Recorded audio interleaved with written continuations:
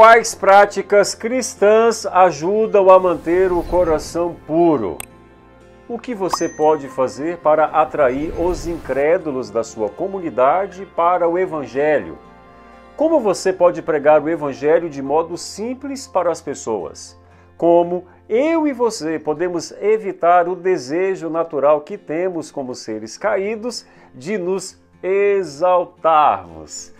Eu gostaria de ler o seu comentário. Comenta aí, compartilha esse estudo com seus amigos e vem comigo!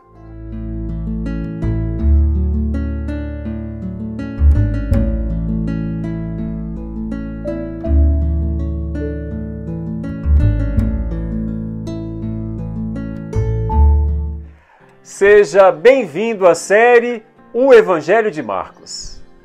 O tema de hoje em nosso guia de estudos da Palavra de Deus é Estudo Adicional.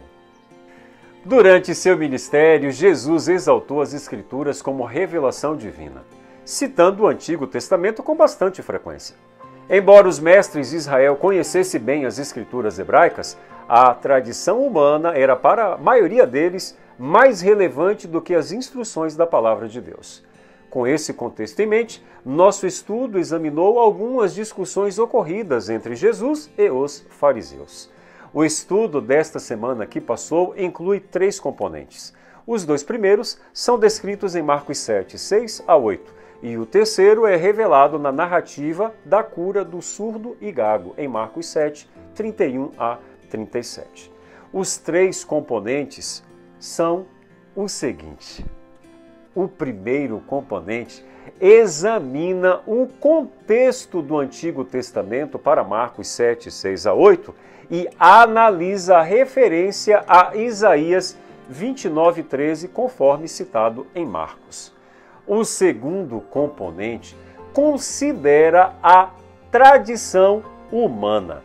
À luz de Marcos capítulo 7, versos 6 a 8, vamos comparar e contrastar a tradição dos anciãos com as instruções divinas contidas nas Escrituras Sagradas.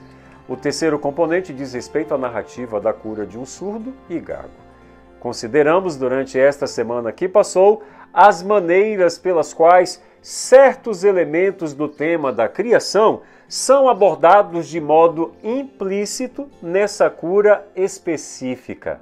Deus estava se opondo à religião superficial, cheia de aparência, mas que não tinha o verdadeiro temor do Senhor.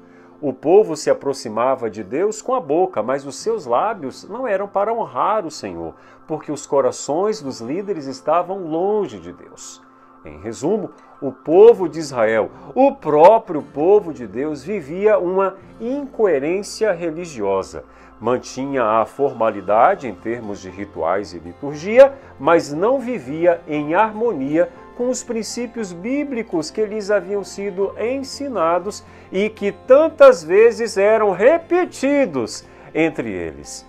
A adoração, incluindo todos esses elementos, não tem sentido sem a obediência. Deus não era contra a celebração adequada daquele culto. Sua indignação era uma resposta ao pesado formalismo que caracterizava a adoração do povo. Como o público de Marcos era composto por gentios, a versão grega seria mais familiar para eles. O evangelista, seguindo a Septuaginta, refere-se ao tema da adoração vã com ênfase no conceito dos preceitos e tradições humanas. Importa obedecer a Deus do que obedecer às tradições humanas. Que Deus te abençoe!